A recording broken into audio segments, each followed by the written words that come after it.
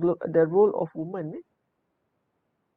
So kalau kita lihat ada very extreme relationship antara whether you want to be a good wife to mother, atau the other extreme is that if you want to be successful in your company ataupun syarikat atau yalah jadi pensyarah ke, jadi cikgu ke, ada company sendiri ke, macam mana, it's a trade off. You tak boleh, kadang-kadang susah you nak kejar dua-dua. Jadi konsep wanita bekerja ni dia masih terikat kepada budaya dan juga kepercayaan keluarga atau komuniti itu sendiri. So ini contoh how the world sees the role of women, where the percentage of respondents how they agree with the following statements. So statement ni contoh, the role of women in society is to be good mothers and wife. Ini contoh yang macam something like that yang tadi tu. So Russia is consider menyokong, while India is next and things like that lah. Things ini statement lain. Things would get would better if more women held position with responsibilities in government atau companies. India sokong yang ni, statement hampir 80%, diikuti oleh Turki, oleh Brazil and so on, South Africa and so on. So this is how people perception of roles of women. And Malaysia sendiri kita lihat labour force participation rate by sex, by gender, antara lelaki dengan perempuan memang kita lihat banyak ialah pekerja secara umum labour pekerja banyakkan lelaki. Almost 84%, and a woman is even less than 50%. And bila kita lihat tahun 2000 ke atas ni, kita lihat ada penurunan sikit, peningkatan sikit pada perempuan tapi penurunan sikit kepada lelaki. And if you compare this with some other countries, things like Vietnam, China, US, Malaysia, Indonesia, but this is among the productive age group, 15 to about 60. Kita lihat Vietnam is quite high, labor force participation rate dia is quite 80%. And then China, it is decreasing for some reason, and Malaysia is increasing. Indonesia juga bertambah. So apa isu tadi kita ceritakan wanita di tempat kerja? So kalau kita lihat wanita secara umum lebih berkemungkinan untuk tidak bekerja berbanding lelaki. Dan isu ini sangat acute di beberapa negara seperti Arab ataupun Utara Afrika, di mana almost 40% almost yang walaupun ada peningkatan dari segi education, tetapi mereka tidak bekerja. Menunjukkan bahawa walaupun pendidikan atau education tu baik, masih tidak memadai untuk memastikan wanita itu akhirnya bekerja. Kadang-kadang dia belajar universiti tapi halah dia tak nak kerja for some reason, ataupun keluarga tak bagi kerja and so on. So these are some of the global punya rate, global unemployment rate, and then gender breakdown dia, memang perempuan yang masih lagi tidak bekerja, unemployed. Begitu juga dengan remaja perempuan masih lagi banyak yang tidak employed. Dan kalau kita lihat di beberapa negara, di 95 negara dunia, kita lihat dia color tu is coded either merah, orange, and contohnya gender inequality tu very high kepada yang merah. So warna merah menunjukkan ketidaksamaan gender yang tinggi. So contohnya di Eropah Barat dan juga Amerika Utara, nilai ini masih tinggi, dan ada statement yang mengatakan from this statement yang mengatakan bahawa you need at least maybe 170 years, almost 200 years from now, so that baru ada gender equality. So these are some of the statements. Menunjukkan walaupun Malaysia bukan saja satu negara yang in a way mungkin quite regress in this area, masih lagi banyak negara dari segi global yang mempunyai masalah yang sama. So kalau kita lihat dari data DOSM, Department of Statistics Malaysia, Jabatan Statistik Negara 2019, melihat how women empowerment in selected domains, and then you look at the gender gap. So they call this the MAGI, Malaysia Gender Gap Index, which is about 0.7. So kalau kita lihat makin tinggi tu sebenarnya makin kurang lah gender gap ni. Tapi kalau makin rendah menunjukkan gender gap dia yang masih agak tak elok lah atau kurang. So here you look at certain domains. Macam tadi kita cakap tadi safety index tadi yang mereka melihat healthcare, opportunity and safety. Kalau di sini pula kita melihat, Malaysia melihat ekonomi, pendidikan, kesihatan, kesihatan ni stroke kelangsungan, health and survival, dan juga politics. So 4 domain ni, di mana ekonomi is about 0.7, pendidikan is the best lah. That means there's very reduce ataupun there's very least gender gap in education. Peluang untuk belajar tu hampir sama. But you look at and kesihatan pun macam tu. That means you can get access and treatment for both genders.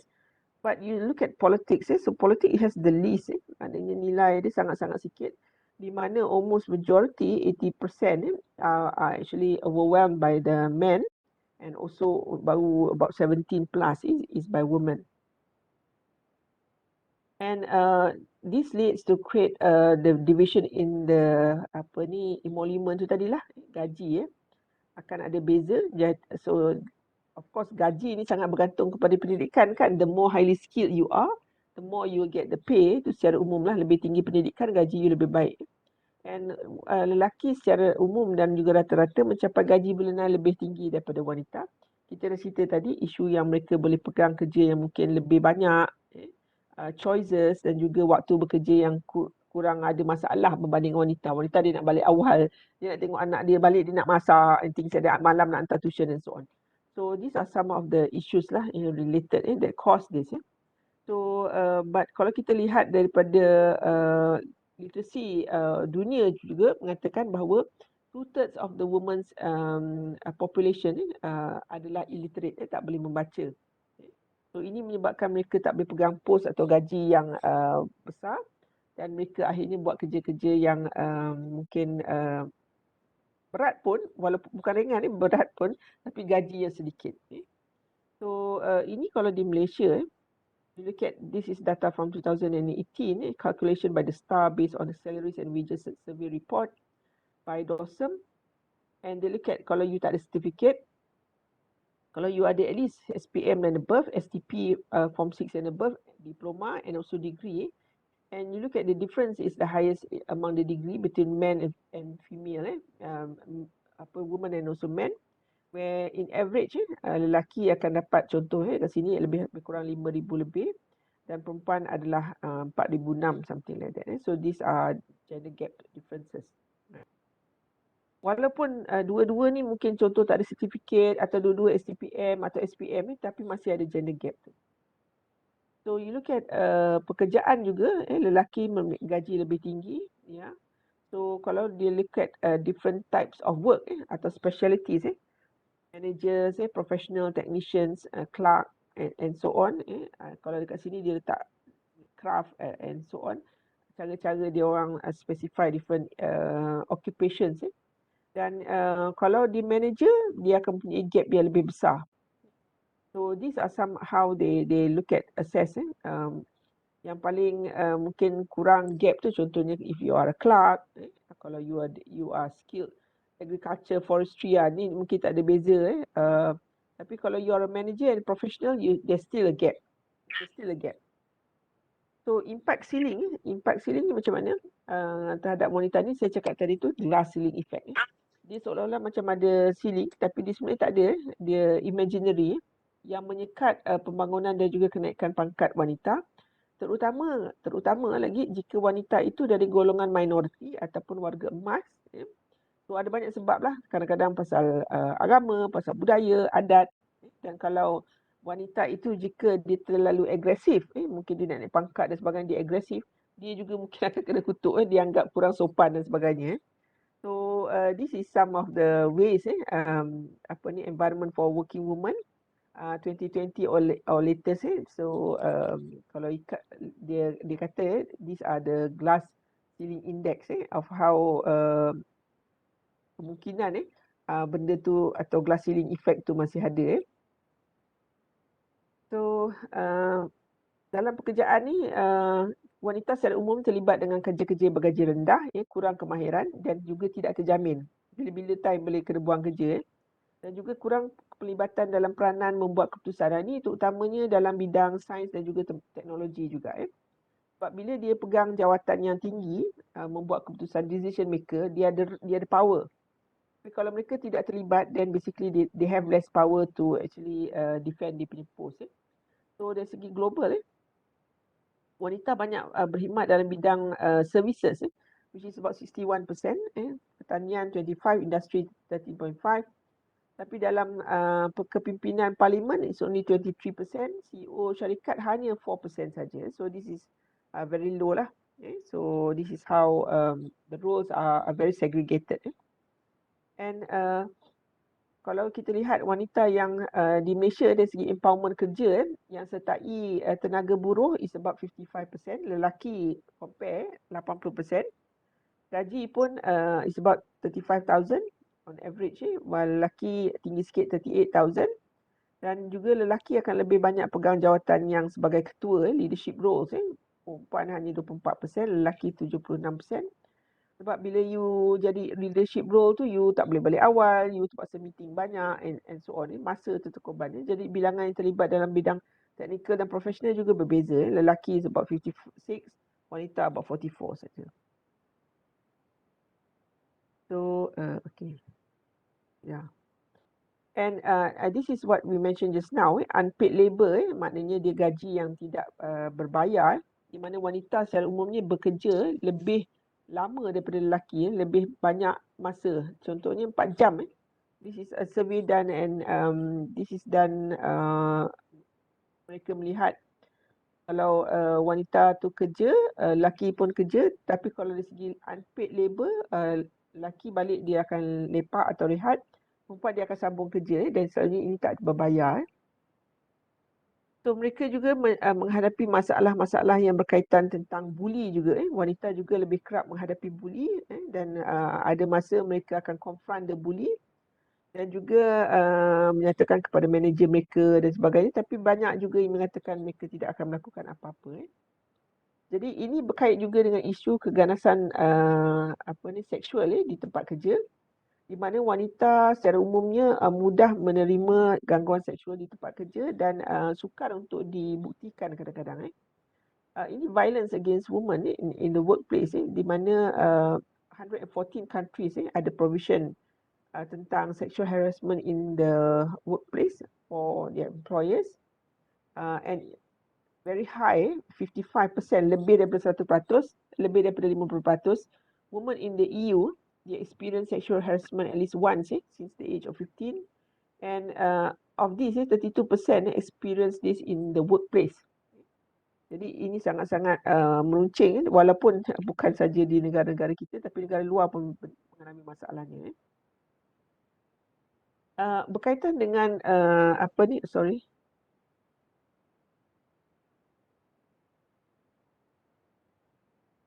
ini survey dilakukan dengan di Malaysia, Talinita Statistik. Ini tentang bukan sexual harassment di tempat kerja, ini secara umum harassment terhadap wanita. Jadi bila kata-kata harassment ni banyaklah, termasuk rape, sexual harassment, mental health problems, domestic violence and others. Dan kita lihat September ini setakat September 2020, but this statistic is actually very low. Banyak kes tidak diketengahkan dan banyak kes dia tak mengadu. Banyak sebab. Antaranya sukar. Sukar nak mengadu, sukar orang nak ambil serius dan sebagainya, dan terperangkap kadang-kadang ni bersama dengan orang yang penyebab tu. PKP lah katakan, kan MCO masa tu. Dan some of the penyebab tu sendiri ialah suami, partner, pasangan mereka. Kadang-kadang tu anak. Contohnya dia warga emas. Ini berlaku banyak. Sukar melapor kepada polis dan pihak berkuasa, dia pun segan dan mungkin kadang-kadang polis tak ambil berat dan sebagainya. Dan polis akan kata, ini kan awak, anak awak, keluarga awak, selesaikan sendiri. So, tiada sokongan pula tu. Tiada sokongan komuniti, tiada tindakan pihak atas. Ada mengadu pun orang tak faham. Dan ini mereka ni perlukan bantuan bukan saja emosi, tapi sokongan sosial dan juga sokongan perundangan. Kalau kita lihat specifically sexual harassment di tempat kerja, Malaysia berbanding dengan global, kita lihat rajah sini yang ada purple dan juga global. Malaysia banyak tertinggal dari segi aspek undang-undang, latihan, sokongan majikan dan sebagainya. Dan di Malaysia secara umum ramai yang tidak melaporkan. Banyak sebab lah. So kalau you lihat di sini, workplace has policies on bullying, sexual harassment. Malaysia hanya 17% saja, manakala ni 2018 manakala global ada 53%. Workplace has trainings to combat bullying atau sexual harassment. Global ada 22%, Malaysia ada 7% saja. Workplace approach to combat bullying, sexual harassment good or excellent. Ini pun global lebih tinggi daripada Malaysia. Ya. So kita lihat kes ini sampai 2017. Apa yang kita lihat, of course masa pandemik tu memang kurang sikit sexual harassment di tempat kerja sebab semua orang tak pergi kerja. Tapi harassment tu berlaku di rumah pula. Jadi kita lihat masa pandemik wabak COVID di sektor pekerjaan. Sebenarnya pandemik ini saya pendekkan sebagai COVID-19 ni C19. Jadi secara umum dia memang menjejaskan kesaksamaan jantina dan juga hak wanita. Antara sebab tu kita boleh cerita kat sini. Dia menyebabkan wabak ni menambah ketidaksaksamaan jantina kepada wanita dan juga gadis. Dari segi aspek ekonomi sebab dia tak boleh pergi kerja, dari segi kesihatan sebab dia tak boleh keluar nak dapatkan ubat dan sebagainya, dari segi keselamatan sebab banyak kes pukul isteri, girlfriend, anak and so on, kes rogol dan sebagainya, dan juga perlindungan sosial. Jadi ini these are some of the ways they assess. This is from ILO April 2020 on what is the hardest hit sectors dari segi ekonomi, workplace, manufacturing, accommodation dan tengok whether dia apakah color coding dia. So apa yang dia nyatakan bahawa dalam situasi-situasi seperti ini yang genting kita perlukan wanita dan juga organisasi atau NGO yang terlibat. Boleh kata-kata organisasi ini bukan saja NGO lah. Tapi ini termasuk kementerian-kementerian yang terlibat dalam perancangan bukan saja untuk melawan wabak tapi melibatkan macam mana nak merancang untuk bantu wanita dan juga bagi memperkasaan untuk wanita supaya mereka boleh buat pilihan. Pilihan ini kepada siapa? Pilihan ini kepada pekerja dan juga untuk gadis-gadis, untuk remaja dan sebagainya di sekolah ataupun di tempat pelajaran, universiti and so on. Jadi macam mana nak melihat kesan kerja yang tak berbayar unpaid work, macam mana nak kira ke atas model ekonomi, macam mana nak buat perancangan baru dengan memikirkan impak kehidupan wanita dan juga gadis apabila mereka remaja. So bila kita lihat impak ni berbeza kepada lelaki dan juga wanita sebab bila you kena COVID ataupun COVID berlangsung, beban untuk menjaga keluarga tu terbeban kepada wanita. Of course kita tahu beban untuk mendapatkan kewangan mungkin kepada lelaki. Tapi dalam kes-kes tertentu bila contohnya kalau ada problem dan partner dia atau suami tu akan melepaskan geram kepada siapa di rumah lah. Terutama kalau kawasan rumah tu mungkin sempit dan sebagainya.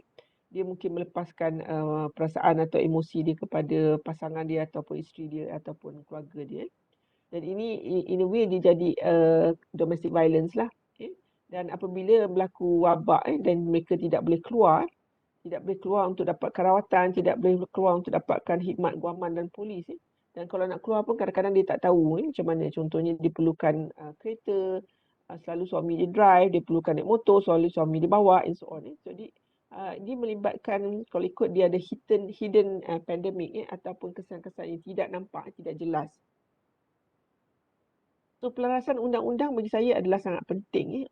Pelarasan undang-undang tu bermakna kita perlukan polisi dan dasar berkaitan tentang wanita di tempat kerja, pemerkasaan wanita. Dia berkait. So kalau kita lihat ada 67 negara mempunyai undang-undang terhadap diskriminasi wanita semasa pengambilan kerja. Daripada 18 negara ni statement di sini. This is progress of the world's women in 2015-16. By UN dan World Bank based on a study on 173 countries. Kalau dia kata 67 aja negara, almost half of that. Dan juga 18 negara ni dia kata suami memang boleh menyekat isteri tu daripada bekerja. So this is some of the findings. Jadi untuk mengurangkan isu ketidaksamaan wanita ini, bilangan wanita dalam kerajaan untuk membuat keputusan, memastikan pendidikan adalah melibatkan semua wanita atau gadis, training, education dan juga penjagaan anak-anak yang bukan saja available tapi harga yang rendah atau percuma supaya wanita ini boleh bekerja. Ini kalau mereka mempunyai suami ataupun partner yang boleh membantu memberikan perlindungan kewangan, itu bagi saya itu adalah benda yang baik dan tidak begitu meruncing. Tapi isu ni bertambah teruk jika suami mereka adalah seorang yang pemukul, yang tidak membagi nafkah, drug addict dan sebagainya, dan ini menyebabkan isteri ataupun pasangan mereka yang wanita ini perlu keluar sebab mereka yang terpaksa cari gantilah, terpaksa cari duit dan sebagainya. Dan bila mereka keluar bekerja, ini melibatkan violence bukan sahaja di tempat kerja, tapi perjalanan, orang boleh tahan, colik, curi and so on. Anak-anak pula, mereka yang selalunya dapat the brunt of the force lah. Maknanya kadang-kadang bila ayah dah tak ada, mak pula dah tak ada sokongan, dah sorang-sorang dan sebagainya, dia lepaskan pula stres tu kepada anak. Ini kes-kes penderaan. Dapat pula boyfriend baru yang memang bukan benih dia pula pukul penderaan. Ini banyak berlaku dan saya rasa adik-adik pun banyak lihat di dalam paper dan sebagainya.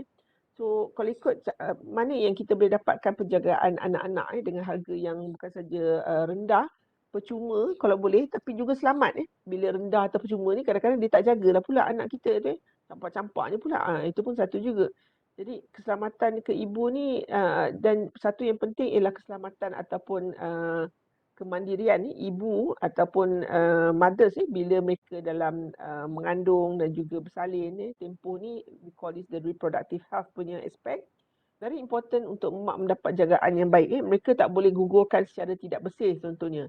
Mungkin dia perlukan gugurkan janin tapi tak boleh dilakukan dengan contohnya masukkan wire dan sebagainya, makan ubat tak senonoh sebab dia boleh menyebabkan kematian. Jadi benda-benda macam ni dan contoh dia bersalin dia perlu dapatkan rawatan yang baik, perlu dapatkan perkhidmatan yang cekap.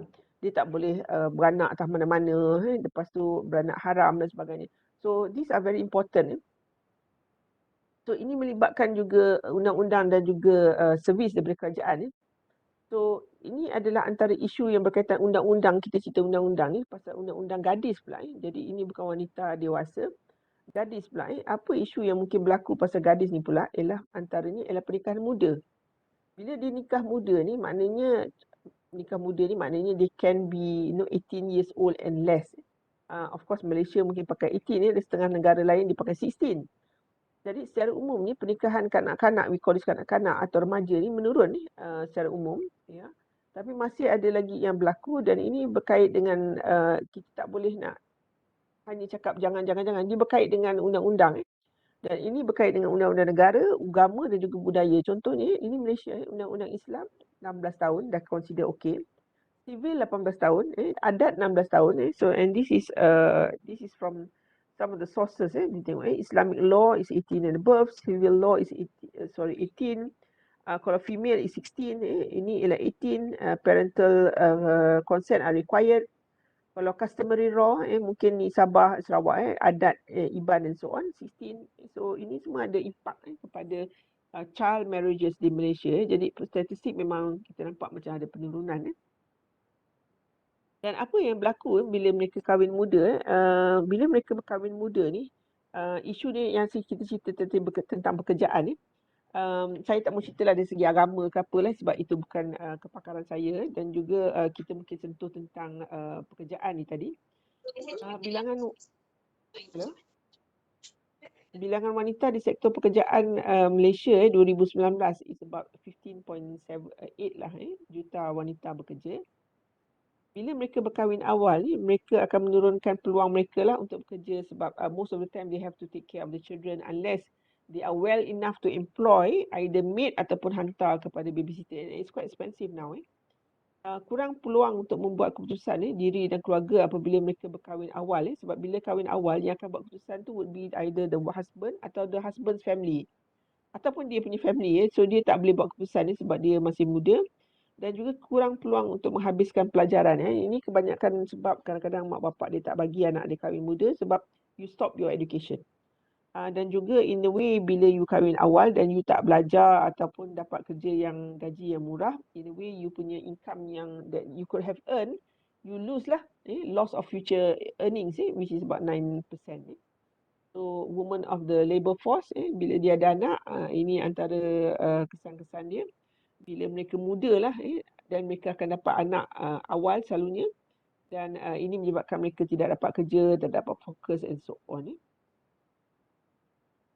Dan kalau kita lihat jurang perbezaan antara lelaki dan wanita ini memang telah menurun daripada 40% to about 25% in 2017. And kita anggap ataupun what the future holds for Malaysia is that hopefully this is the wawasan, kita boleh naikkan penglibatan wanita pada akhir that was 2020 to about 57%, but we did not succeed. Kita tak dapat sampai ke situ. Dan jurang purata global is about 31%, and kalau kita lihat global versus Malaysia view on equality issue ni ada banyak tapi secara umumnya saya bagikan kepada 3. Gangguan seksual, dua-dua agree, Malaysia pun sama. Equality lagi yang boleh menjejaskan adalah sexual violence, tapi nombor 3 ni Malaysia lain sikit, sexualization of women in the media. Manakala di negara luar mereka melihat physical violence adalah perkara yang penting. So kita cerita tadi pasal keganasan rumah tangga. So saya pendekkan di sini sebagai KRT. So ini ialah perkara yang juga boleh melibatkan women not able to work dan juga empowerment dari segi pemakasaan mereka juga terjejas. So KRT ini merupakan bentuk keganasan atau penyalahgunaan atau ugutan yang bertujuan untuk mengawal atau menunjukkan kuasa ke atas pasangan. Dia tak bagi wife dia keluar, dia tak bagi wife dia kerja and so on. And banyak tak dilaporkan, wabak menerukkan keadaan, kita cerita tadi, dan punca ni banyaklah. Baran, bersisih faham, kewangan, dan isu penagihan juga adalah isu yang besar di Malaysia. Kita tahu bahawa kalau kes-kes macam ni selalunya kita uji air kencing ataupun suami, kadang-kadang mereka ada isu tentang penagihan dadah ataupun substance, rokok, ketum dan sebagainya. Jadi ini antara perkara yang boleh menyebabkan suami hilang pertimbangan dan menjadi violent. So saya nak cerita tentang bagaimana negara luar perceive wanita, pencapaian wanita yang mungkin berbeza dengan Malaysia, dan kita mungkin tak boleh terima yang macam ni. Penilaian adalah menurut jawatan yang mereka terajui dengan jaya. Contohnya macam Angela Merkel, she was the first, well not the first lah, dia dilantik sebagai Jerman punya kansellor wanita pertama. And one of the great leaders in Europe, tapi very humble person. Ada keluar banyak, dia pergi mana-mana pun tak ada pakai bodyguard dan sebagainya. Dia balik rumah, dia pergi supermarket untuk beli barang and so on. Theresa May, Christine Lagarde, Mary Barra, ini semua, even Melinda Gates, and this is how they perceive based on the organisation yang mereka lead. And these women have impact to the organisation but also to the rakyat yang mereka lead kan. So but this principle is very westernized. Adakah mungkin untuk kriteria for pemimpin Malaysia wanita yang berjaya tu ada kriteria yang lain ni yang mungkin kita nak masukkan sebab ini mungkin lebih western Dan macam mana kita nak tingkatkan dasar pemakasaan wanita untuk bekerja ni? Dia bukan satu saja, dia melibatkan banyak aspek. Dia perlu ada penglibatan